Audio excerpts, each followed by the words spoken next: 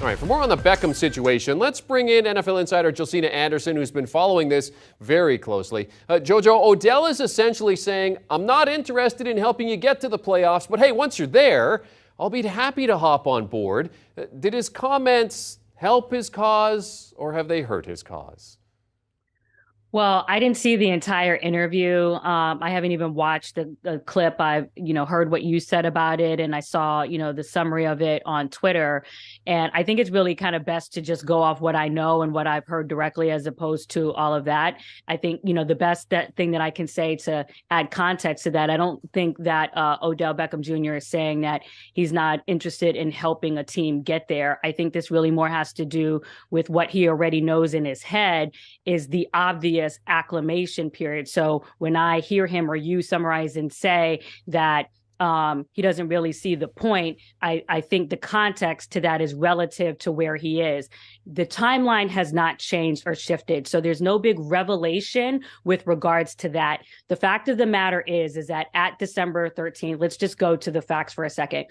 At December 13th, that puts Odell Beckham Jr., the free agent wide receiver, at the 10-month mark.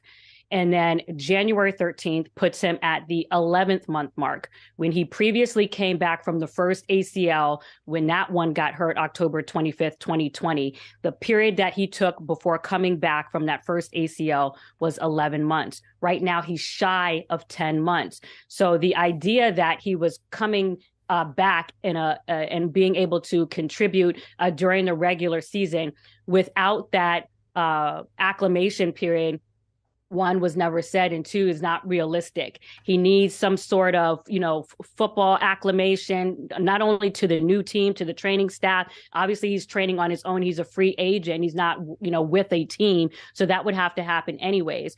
Once that 4 or 5 week period, happens, then obviously, he would be ready and more ready to do it. And so when you're talking about, can he play or can he not play? As I, said earlier in the week, I think this is about when is it the most wisest to play separate. And then from a business standpoint, what makes sense to do relative to the offers that you have come in or where things stand with those respective teams, so to speak. It's going to be interesting to see how it all plays out. Certainly, we're getting to a point where teams are going to want to have him at least rostered because of the fact that they are making that playoff push. All right, let's move on to a story we had in the headlines. Saquon Barkley popping up on the injury report with a neck issue. He's been struggling. The Giants' run game is struggling. They're fighting for a playoff spot. I mean, Josina, you spoke to Saquon before the injury report came out yesterday. How surprised were you to see him on there? Very surprised because obviously Brian Daboll spoke to the media group, and then all of the press were in the locker room after that. And the way that he was talking to the press, engaging, as I know, I was asking him very specific questions about what he thought about the way that the Eagles defense was able to contain Derrick Henry to 30 rush yards, keeping that whole running group under 100, and what he saw relative to why that happened, and also how he could potentially work around that. So he was very much engaged in those questions, and then to leave there and have him pop up on the injury report with the neck, no less, certainly raised eyebrows. But since then, we know that Daboll has said yes, that he wasn't completely able to say at that point whether he would participate in the game. But we also know that he's out there for practice. He figured he would be limited today. The media that is there right now expressing doubt that he would not play. So as of right now, we're expecting him to at least have maybe some sort of questionable designation with the likelihood of playing unless something else comes out specifically from Saquon or the team since then. What we know is that going back to week 5 and week 6 that he had that shoulder injury. But even since then, he's had 2 100-plus rushing yard games, right? Even since the shoulder injury.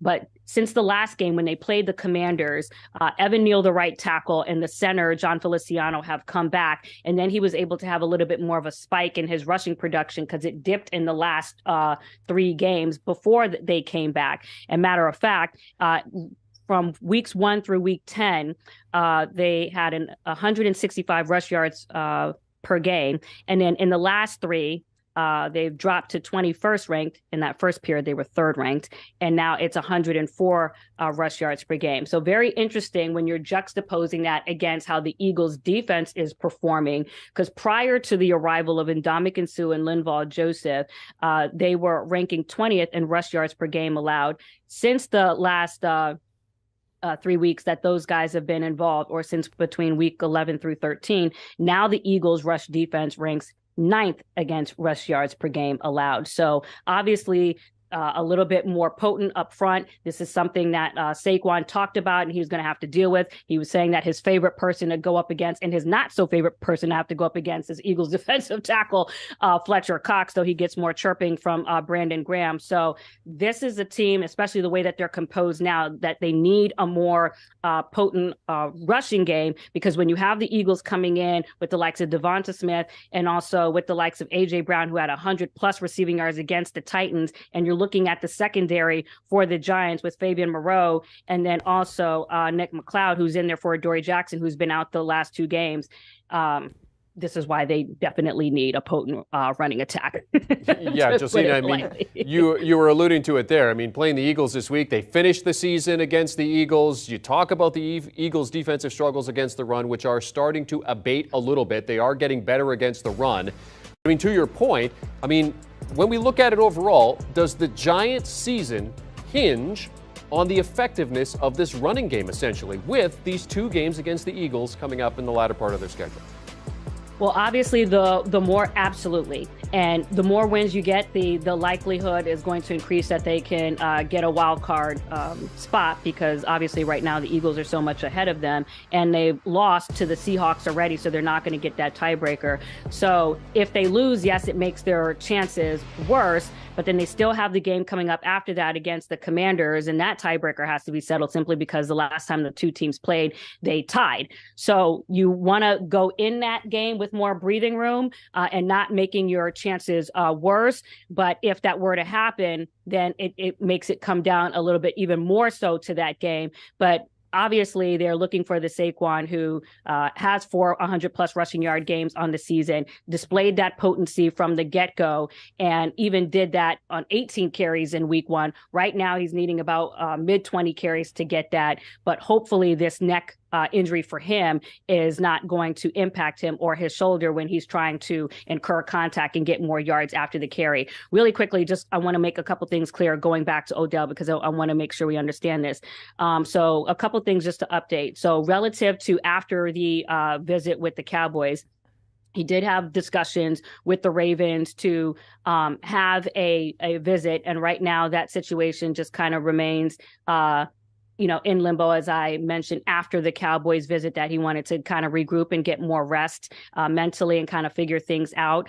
There are teams, I won't get into it too specifically, but that he's having conversations relative to the contract situation. But as it pertains to the Cowboys, I would say that the best word to describe that is unconcluded, as the Cowboys are trying to figure out, what's the best thing for them when it comes to multiple factors that they're trying to figure out, not just for now, but in the future years. And also Odell trying to figure out what's best for him relative to how the talks are coming back, how things are sounding contract wise, and what's best for him as well. So just a couple things I wanted to put out there to help clarify and add a little bit more update to that situation as well. And it's not just about this year, it's about next year too, because Odell's looking long term.